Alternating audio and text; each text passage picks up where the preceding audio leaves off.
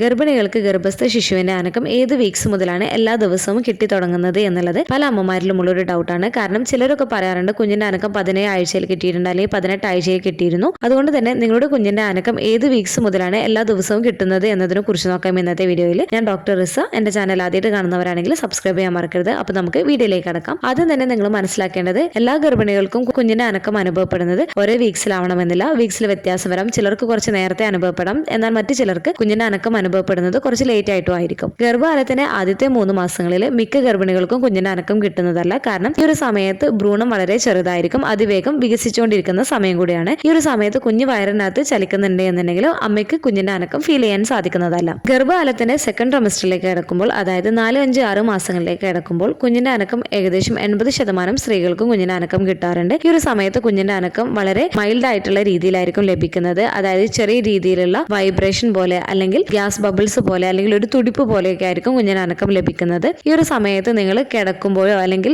വിശ്രമിക്കുന്ന സമയത്ത് നിങ്ങൾ സൂക്ഷ്മമായിട്ട് നോക്കുകയാണ് എന്നുണ്ടെങ്കിൽ ഈ ചലനങ്ങൾ നിങ്ങൾക്ക് മനസ്സിലാക്കാൻ എളുപ്പവുമായിരിക്കും. ഗർഭകാലത്തിന്റെ 18 ആഴ്ച മുതൽ 25 ആഴ്ചയുടെ ഇടയിലായിട്ട് കുഞ്ഞിന്റെ ചലനങ്ങൾ ഗർഭിണികൾക്ക് അനുഭവപ്പെടുന്നതാണ്. ഫസ്റ്റ് പ്രഗ്നൻസി ആണ് എന്നുണ്ടെങ്കിൽ, സെക്കൻഡ് പ്രഗ്നൻസി ഒക്കെ ആണ് എന്നുണ്ടെങ്കിൽ കുറച്ചുകൂടെ നേരത്തെ തന്നെ കുഞ്ഞിന്റെ ചലനങ്ങൾ ചില ഗർഭിണികൾക്ക് കിട്ടി തുടങ്ങാറുണ്ട്. സെക്കൻഡ് ട്രൈമസ്റ്ററിന്റെ അവസാനത്തോടെ ഏകദേശം 24 ആഴ്ച മുതൽ 28 ആഴ്ചകളിൽ കുഞ്ഞിന്റെ ചലനങ്ങൾ കൂടുതൽ സ്ഥിരമുള്ളതും ശ്രദ്ധേയവുമായിരിക്കും. ഗർഭിണികൾക്ക് ഇടയ്ക്കിടെ ചവിട്ടലുകളും കുത്തലുകളും കുഞ്ഞുങ്ങൾ റോൾ ചെയ്യുന്ന തരത്തിലുള്ള മൂവ്മെന്റ്സ് അനുഭവപ്പെടാം. ആരോഗ്യകരവും സജീവവുമായിട്ടുള്ള കുഞ്ഞിനെ ഉറപ്പാക്കാൻ പ്രസവത്തിന് മുൻപുള്ള അപ്പോയിന്റ്മെന്റുകളിൽ കുഞ്ഞിന്റെ ചലനത്തെ കുറിച്ച് ഡോക്ടേഴ്സ് നിങ്ങളോട് ചോദിക്കുന്നത് സാധാരണമാണ്. ഈ ഒരു സമയത്ത് ഗർഭധാരണം പുരോഗമിക്കുമ്പോൾ കുഞ്ഞിന്റെ ചലനം എല്ലാ ദിവസവും കൂടുതൽ സ്ഥിരത കൈവരിക്കുന്നതാണ്. തേർഡ് ട്രൈമസ്റ്ററിലേക്ക് കടക്കുന്ന സമയത്ത് കുഞ്ഞിന്റെ ചലനങ്ങൾ എല്ലാ ദിവസവും ഗർഭിണികൾക്ക് കിട്ടി തുടങ്ങുകയും ചെയ്യുന്നതാണ്. ഈ ഒരു കുഞ്ഞിന്റെ ചലനത്തിലെ പാറ്റേണുകളിൽ വ്യത്യാസം ഉണ്ടാകാം. ചില ദിവസങ്ങളിൽ കുഞ്ഞുങ്ങൾ നല്ല ആക്റ്റീവ് ആയിരിക്കും, എന്നാൽ മറ്റു ചില ദിവസങ്ങളിൽ കുഞ്ഞ് നല്ല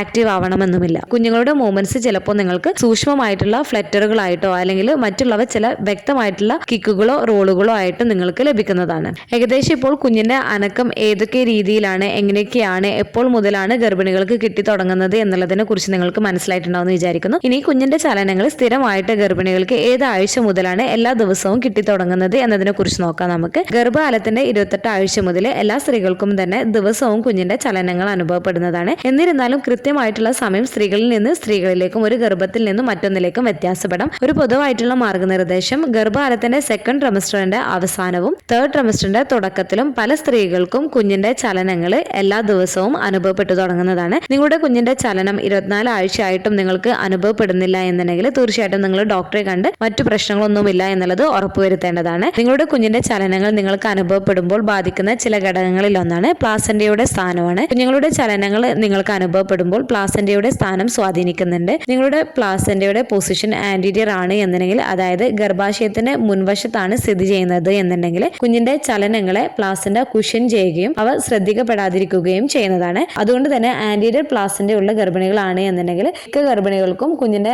ചലനങ്ങൾ കുറച്ച് താമസിച്ചിട്ടോ അല്ലെങ്കിൽ കുഞ്ഞിന്റെ ചലനങ്ങൾ കൂടുതൽ സ്ട്രോങ് അല്ലാത്ത രീതിയിൽ അനുഭവപ്പെടുന്നതിന് കാരണമായേക്കാം. അടുത്തത് അമ്മയുടെ ശരീര വലുപ്പമാണ്. ചെറിയ ശരീര വലുപ്പമുള്ള സ്ത്രീകൾക്ക് കുഞ്ഞിന്റെ ചലനങ്ങൾ കൂടുതൽ വ്യക്തമായി അനുഭവപ്പെടാം. അതേസമയം കൂടുതൽ ശരീരഭാരമുള്ളവർക്ക്, പ്രത്യേകിച്ച് അബ്ഡോമിനൽ ഫാറ്റ് ഡെപ്പോസിറ്റ്സ് ഒക്കെ കൂടുതലുള്ളവർക്ക് കുഞ്ഞിന്റെ ചലനം കുറച്ച് താമസിച്ചുമാവാം കിട്ടുന്നത്. അടുത്തത് നമ്പർ ഓഫ് പ്രഗ്നൻസി ആണ്. ഫസ്റ്റ് പ്രഗ്നൻസി ആണ് എന്നുണ്ടെങ്കിൽ മിക്ക ഗർഭിണികൾക്കും കുഞ്ഞിന്റെ ചലനം കുറച്ച് താമസിച്ചിട്ടായിരിക്കും ലഭിക്കുന്നത്. സെക്കൻഡ് പ്രഗ്നൻസിയെ അപേക്ഷിച്ച് നോക്കുകയാണ് എന്നുണ്ടെങ്കിൽ.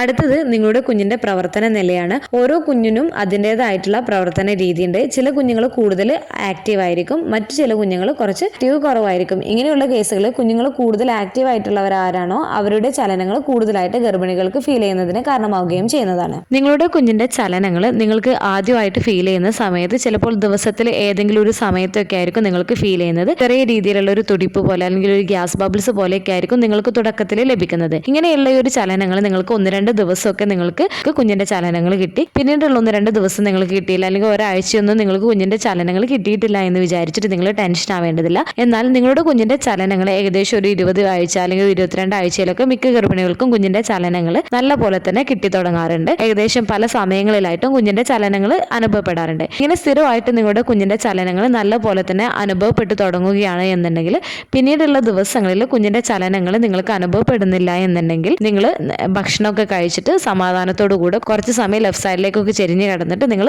കുഞ്ഞിന്റെ ചലനങ്ങൾ ചലനങ്ങൾ കിട്ടുന്നുണ്ടോ എന്നുള്ളത് നിങ്ങൾ ശ്രദ്ധിക്കേണ്ടതാണ്. നിങ്ങളുടെ കുഞ്ഞിന്റെ ചലനത്തിൽ നല്ല കുറവ് അനുഭവപ്പെടുന്നുണ്ട് അല്ലെങ്കിൽ ഒട്ടും തന്നെ കിട്ടുന്നില്ല എന്നുണ്ടെങ്കിൽ നിങ്ങൾ തീർച്ചയായിട്ടും നിങ്ങളുടെ ഡോക്ടറെ കാണിക്കുകയും ചെയ്യേണ്ടതാണ്. നിങ്ങളുടെ കുഞ്ഞിന്റെ ചലനത്തെക്കുറിച്ച് നിങ്ങൾക്കാണ് കറക്റ്റ് ആയിട്ട് അറിയാം ഏത് സമയത്താണ് കുഞ്ഞുങ്ങൾ കൂടുതലായിട്ട് ആക്റ്റീവ് ആവുന്നത്, അതുപോലെ തന്നെ കുഞ്ഞിന്റെ ചലനങ്ങൾ എത്രത്തോളമാണ് നിങ്ങൾക്ക് മുൻപ് കിട്ടിക്കൊണ്ടിരുന്നിരുന്നത് എന്നുള്ളതിനെ കുറിച്ച്. അതുകൊണ്ട് തന്നെ നിങ്ങളുടെ കുഞ്ഞിന്റെ ചലനങ്ങൾ നിങ്ങൾക്ക് കുറവ് തോന്നുന്നുണ്ട് എന്നുണ്ടെങ്കിൽ അല്ലെങ്കിൽ അസാധാരണമായിട്ട് തോന്നുന്നുണ്ട് എന്നുണ്ടെങ്കിൽ തീർച്ചയായിട്ടും നിങ്ങൾ ഡോക്ടറെ കാണിക്കാൻ വേണ്ടിയിട്ട് ശ്രദ്ധിക്കുക. അതുപോലെ തന്നെ കുഞ്ഞിന്റെ ചലനങ്ങൾ എല്ലാ ദിവസവും ഒരുപോലെ ആവണമെന്നില്ല. ചില ദിവസം കുഞ്ഞിന്റെ അനക്കം നല്ല പോലെ തന്നെ നിങ്ങൾക്ക് ഫീൽ ചെയ്യുന്നതാണ്. എന്നാൽ മറ്റു ചില ദിവസങ്ങളിൽ കുഞ്ഞിന്റെ ചലനങ്ങൾ ചിലപ്പോൾ നിങ്ങൾക്ക് മുൻപുള്ള ദിവസങ്ങളുടെ അതേപോലെയുള്ള ചലനങ്ങളോ അല്ലെങ്കിൽ ആ ഒരു ചലനങ്ങളുടെ അത്ര സ്ട്രോങ്ങോ ആവണമെന്നില്ല. 26 ആഴ്ചകൾക്ക് ശേഷം നിങ്ങളുടെ കുഞ്ഞിന്റെ ചലനങ്ങൾ രാവും പകലും എന്നുള്ള രീതിയിൽ തന്നെ നിങ്ങളുടെ കുഞ്ഞിന്റെ ചലനങ്ങൾ നിങ്ങൾക്ക് അനുഭവപ്പെടുകയും ചെയ്യുന്നതാണ്. നിങ്ങളുടെ കുഞ്ഞിന്റെ ചലനത്തെ കുറിച്ച് നിങ്ങൾക്ക് എന്തെങ്കിലും ഡൗട്ടുകളും കാര്യങ്ങളൊക്കെ ഉണ്ട് എന്നുണ്ടെങ്കിൽ തീർച്ചയായിട്ടും നിങ്ങളുടെ ഡോക്ടറോടായിട്ട് നിങ്ങൾ സംസാരിക്കുക. ഈ ഒരു വീഡിയോ നിങ്ങൾക്ക് യൂസ്ഫുൾ ആയിട്ട് തോന്നിയിട്ടുണ്ടെങ്കിൽ മറ്റുള്ളവർക്കും കൂടെ ഷെയർ ചെയ്ത് കൊടുക്കുക. എന്തെങ്കിലും ഡൗട്ടുകൾ ഉണ്ടെങ്കിൽ കമന്റ് ആയിട്ട് ചോദിക്കാവുന്നതാണ്. അടുത്തൊരു വീഡിയോയിൽ കാണുന്നത് വരെ ബൈ.